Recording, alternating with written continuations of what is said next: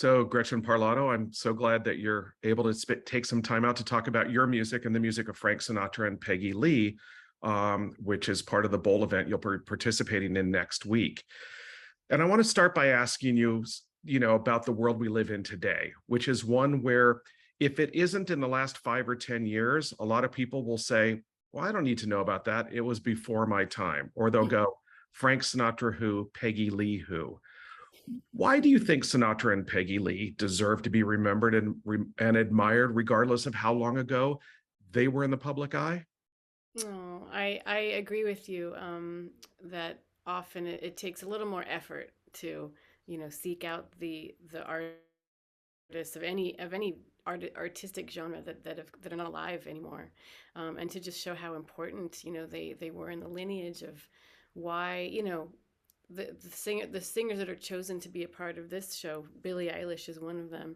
She has stated her adoration for Peggy Lee and Frank Sinatra. So to me, that's a perfect example of someone who's very young, who can pay tribute and admire singers that she grew up with that have helped inform what she does. So but she's unique. That's not everyone of that generation that does that kind of seeking out. So it's great that she does, so that she can hopefully inform other people of her generation too. Well, it's interesting because we live in an era where it couldn't be easier to find out who they were. I mean, the same device that you and I are using to communicate allows us to check out recordings from well over 100 years ago. So, Yeah. the argument I have with people, if they say it's before my time, I ask them if they know the lyrics to Happy Birthday.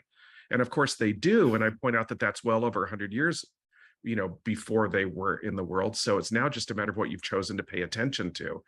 But what is it you Yes. think Sinatra and Lee accomplished that merits people going in and exploring who they were?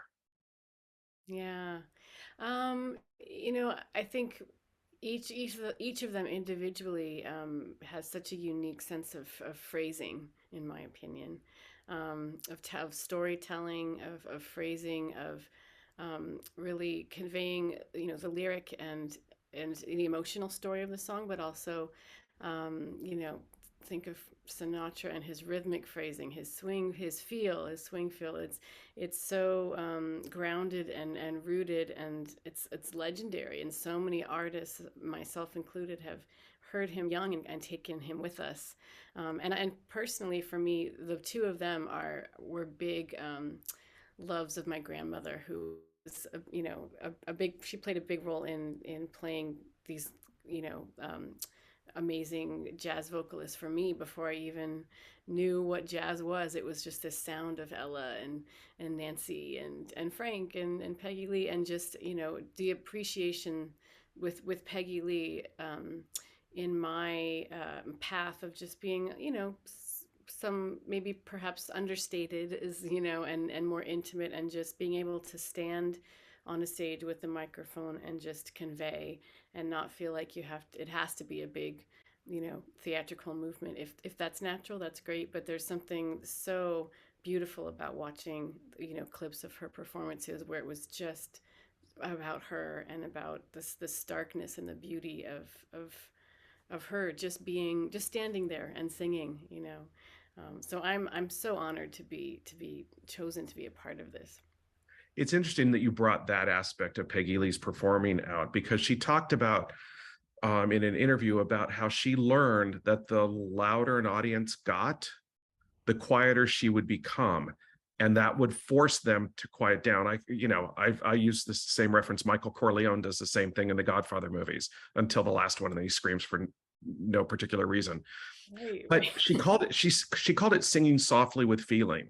Mm. And Yeah, listening to your records and looking at what you do, it seems like that that was instilled deeply in you. that absolutely was. And it's interesting because I've heard different quotes from other artists. Not until you just mentioned the quote from her did I put it all together. That I mean, that's the way that I have been brought up, musically, and being a vocalist. And it's just my mindset of like, yeah, there's something so powerful about this understatement and intimacy and kind of allowing people to feel, of all the different facets, and it doesn't have to be something obvious. It can be something that's a little bit, intriguing, and so yeah, what an honor, to be included, and to the other vocalists that are going to be there. It's thrilling. I'm very excited to hear how other artists interpret their music. Um, Sinatra was credited as a songwriter on 4 songs. Out of all the things that he recorded, just 4 songs. Yeah. Peggy Lee was a lyricist for over 250. Yeah. What inspires you most about her collective accomplishment? She is more than just a singer, isn't she? That's amazing. I remember, you're taking me back to, UCLA when I was studying. Ruth Price was one of my teachers, and she brought in a lot of Peggy Lee music. She brought in, specifically, one was, Shining Sea. I remember that, and it was just, that's one among many examples of just these incredible compositions. And yeah, it was interesting back then.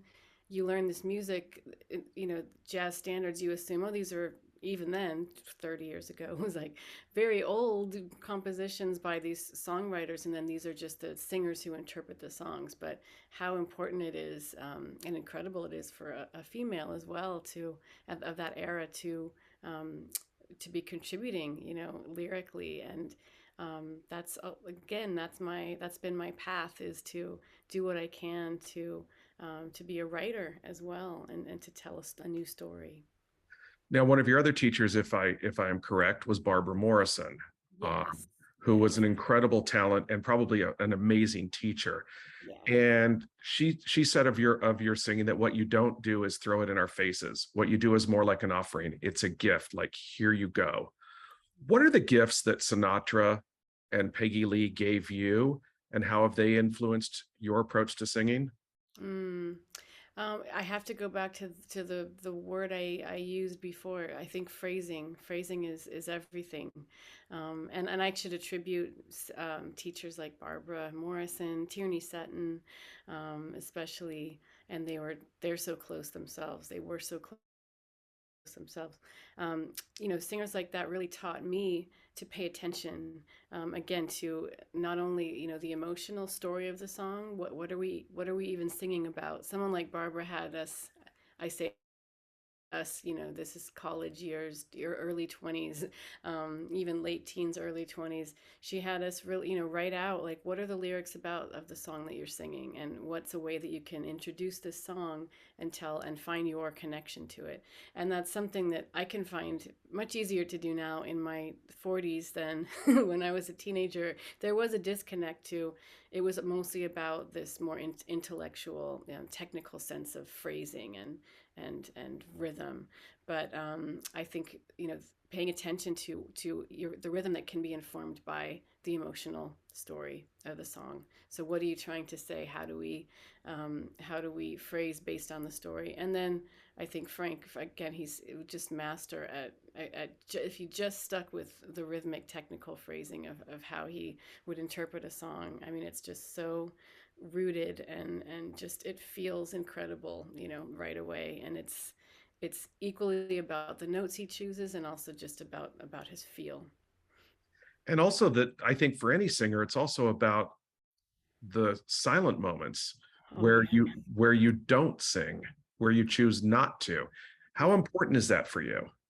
You're totally right. That is equal, if not maybe more important, right? The space and the silence in between, the sound. And I talk a lot about that when I offer, different teachings. And it's like the yin and yang. It's like these opposites that complement each other, that make the other one even stronger. And musically, when you do that, you offer a phrase. It's You never know how that space will be filled, musically. Will it stay silent, or will someone else in the musical texture of the group fill it with an idea, and then that can take it to another place? So it's an exciting place to be, when you allow that space, to sit, and you get comfortable with it. And it's a great metaphor for life too, right? For meditating, or just leaning in, just kind of accepting a situation and allowing it to be, and feeling, allowing whatever will come around, to enhance that place that you're in. So you're absolutely right to bring that up. It's interesting because in the previous question, you talked about how you sung when you were in your teens. You're 17 Mhm. years past the release of your first album. When you go back and Am listen to I? that, you are, that was 2005. Um, what resonates most to you about who you were as a singer then? And, how is that represented by that album that may be different from how you are presented today with an album like Flor? Oh, that's a sweet question. I have to say, you would have to really, ask Mr. Shorter, Mr. Wayne Shorter, what he really meant. But he actually gave a really incredible quote back then about, this comparison to Frank Sinatra, and I always was so taken aback by him even putting me in that place, and doing that comparison. But there was it was cool that someone like Wayne Shorter would think of Frank Sinatra in that way. But I think, yeah, I was very much about, in this, mostly in this technical world. And I say that I share, when I do teaching, is the technical world, the emotional world, and the spiritual world. And I see them layered like that. So technical is in right in front of us, emotional is lower, and spiritual is above. So I think when I was younger, I was mostly in that technical sense of, of how I would choose songs, how I would sing songs, and tapping into the emotional, spiritual. But it really took all these years now, mid other end of mid 40s, to really feel like I can sit in the emotional, spiritual states just as much. Um, so I think, yeah, I think that's just what happens with time, and with life. But back then I was really, really focused on, kind of that technical mentality. And then it really just opened up ever since then. Right. Now, on your social media accounts, you have alluded to the fact that you will be singing the first bossa nova song you learned as a teenager. Are you at Yeah. liberty to tell us what that song might be and whose recording it was that you first heard? I mean, I think I am. I wasn't told that I couldn't, so um, It's better to ask for I forgiveness than permission. yes, right? We're creeping up on, on this. It's right around the corner. So, no, I was asked to sing. I was able to choose some songs from the Sinatra Jobim songbook, which was quite an honor. I think, those are the two pieces that I was, offered, were in that songbook. So I'm not actually singing anything that's connected to Peggy Lee. We'll let the other singers do that. But my participation is connected with Jobim, which I was, again, totally floored with, being able to, sing Jobim's music too. So if you know that project, there's many songs to choose from. So it was it took me a little bit of time, but when I looked at that list and just kind of flashed on what those songs have meant to me, I did choose, the first bossa nova that I learned, and that was Desafinato.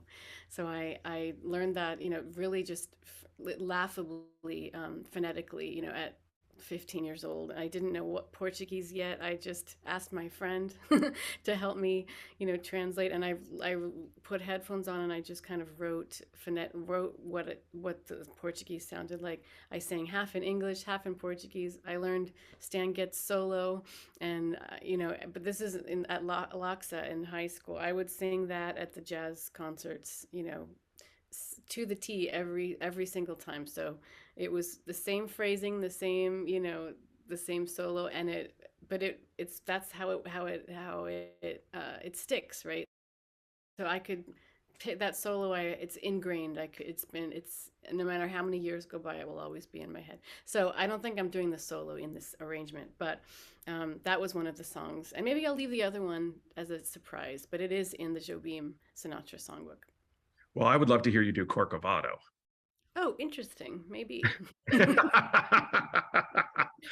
You know, and just say that you and I had not discussed anything beforehand. So if I hit a bullseye there, it's purely by accident. That's true. That's a We bit shall that see. we'll leave that as an if. Yeah. Okay. Um, you have a wonderful sense of humor. Um, I Thank you. believe, based on something that I saw on your Instagram account as well, which is where the first posting you did about this concert, they named all the other artists and then and more, and you pointed to it and said, "I'm the and more," which I thought was Right. really wonderfully self-effacing. What do shows like this do, you know, for your career in terms of allowing more people to be exposed to who you are as a singer and how you approach music? I mean, Hollywood Bowl, anything that you do at the Hollywood Bowl is completely humbling. So, for me, if you see the list of the other artists, I am sure, I am certain that I am the most least known artist of all of them. And I'm happy to be, included. And it's just that feeling of being able um, to have that moment to honor this music and then be starstruck to be to just look over and I don't know if you never know how close you can get to the other artists, but I think it's a legendary space, and it's I grew up in Los Angeles, so for me it really connects with yeah, I have a great nostalgia for it. There was the I did was honored to sing two times, and it was similar situation where I was asked to sing a song or two, at the bowl as part. There was a Jobim tribute, and Oscar Castroneves asked me to sing with him, and that was, gosh, 20 years ago. And my grandmother, who I mentioned, was still alive, and I remember thinking, like, I'm so glad that she's alive too, to see this moment. And it's just this one song, that these few minutes that you have, but for, what is it, 18,000 people, and just the feel of the whole of the space and the history. It's amazing. So I sang with Terry Lynn as well some years ago, and now this is a huge honor, to be a part of it. And now I have an 8-year-old son, and since we moved back to LA, we've taken him to the bowl. It's just such a family friendly place, to see. We've shown him John Williams night, and the movie nights, and it's just such a great space to kind of dream. You listen, have this music going on, but you can just be off in another world, with the view and the feel. So I'm really honored. And the history of that stage and the artists who have performed there, because I was lucky. I got to see Sarah Vaughan there. I got to see Ella Fitzgerald, Mm, you wow. know, Mel Yeah. Torme. It's like, I'm just so grateful that I'm OAF, for those who know what that is. We'll just leave it at that. But that I have those experiences. I mean, it's got to be, I mean, I know what it's like to be on a stage like that. You've got to feel the presence of all that history that came before you. Absolutely. I think if you think, when you're on the stage, if you think of it too much, you could faint, but you have to kind of draw that energy and then really be in the moment. But then I feel like there's a sense of kind of floating above that I've been able to tap into, where it's like I'm here, I'm present, and I'm singing, and I'm in the music, but I'm also completely aware of how special this is, and I can kind of rise above it and look down upon it and look at, feel the myself compared to the audience, and just, cherish it. And yeah, I agree. And from they always have you do early sound check when the seats are empty. And I've seen videos and photos posted of other artists in that state. And I think that is just as magical as when the lights are down and the audience is filled. There's something, just that space alone, whether there's people or not, is it's incredible. It's historic. Well, if I were there, I would not just be listening to your sound check. I would be listening to Bettye LaVette's Oh sound my God. check. I can't wait. I hope that I can just be the fly on the wall and listen to everybody. I agree. um, your most recent album, Flor, had songs by multiple artists, but among them Anita Baker and David Bowie. And it had me thinking, we have the era of the Great American Songbook. We sort of have a different era, better for better or worse, say the 60s through the 80s. But if we were looking at the 21st century, What music do you think has the ability to stand the test of time and hold up the same way a tune by Johnny Mercer or George Gershwin? Ooh, the first person I think of is my she's incredible, and luckily I've been able to know her a little bit. Like Emily King. Do you know Emily King? Mhm. Her music. I mean, her songwriting is, to me, it's just up there with the greats. She's an incredible songwriter. So I might just leave it at my one answer as her. I think she's incredible. I will say, however, that your version of No Plan, I think, is spectacular, and it opens up Bowie in a way that I have not heard other artists do before. Mm. So, I think a whole jazz album of Bowie would be amazing. Hey, I think you're onto something. That would be incredible. I know and it really lent itself. It wasn't, I can't say it was that hard to hear another space, and that just shows what a great song, he composed. But I like that idea. Might have to run with that one. Well, and which dovetails nicely into my next question for you. You had back-to-back Grammy nominations for your Live in New York album and also for Flor. I would have to believe that has to be a huge level of encouragement and inspiration for any artist. So if the planets aligned and you could do anything you wanted for your next album, what would it be and why? Well, should I answer that like I actually have an album that's coming out next year? Should I discuss that? Absolutely. Okay, well, so just finished recording in the spring, but it's a duo project with Lionel Loueke, who's you probably know, but if anyone doesn't, he's an incredible guitarist and singer from Benin, West Africa, and we met when we were students in the what was then called the Thelonious Monk Institute, which is now the Herbie Hancock Institute, and we've just been collaborators for 20 years, and we finally have put in the time to do a duo project. So it's mostly just the two of us. Some songs are just live takes, and others we've layered different stringed instruments and percussion. My husband Mark Juliana is a guest on some songs.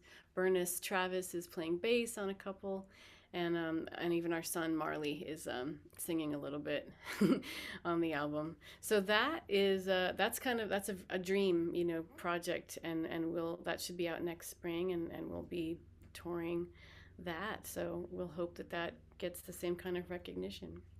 Well, since I believe that's Marley's voice on Floor as well, is Yes. does he have a tough agent? Do you have to work out residuals with him?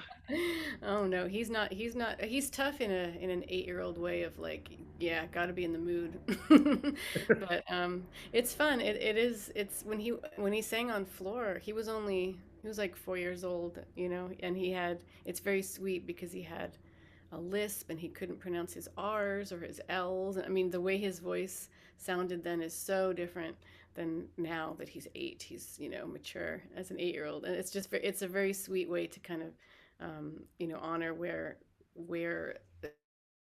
a, a child is, thinking of specifically how our voices change, as we age. Even thinking 20-year-old me compared to 40-year-old me is different, but let alone a 4 to 8 years old. So it's very sweet to have him, participate, and we're just letting him, to get glimpses of music and feeling it and being, participating in it, but nothing is forced, at this point. We'll see where he takes it.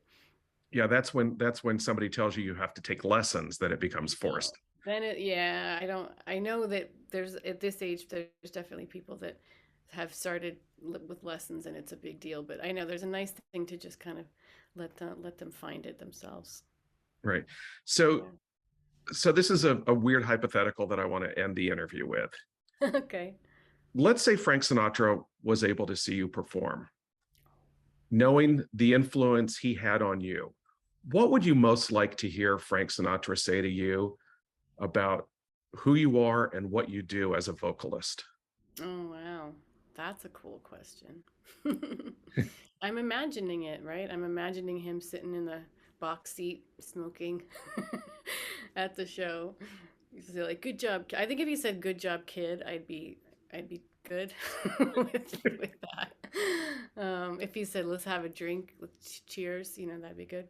But no, in all seriousness, if he, I think, to me, though I've mentioned it many times. I mean, his storytelling, his phrasing were just everything. So I think if he was able to um, find, find a glimpse, a sparkle of anything, that he could even feel that he had an influence and a connection to, I think that would be an enormous compliment.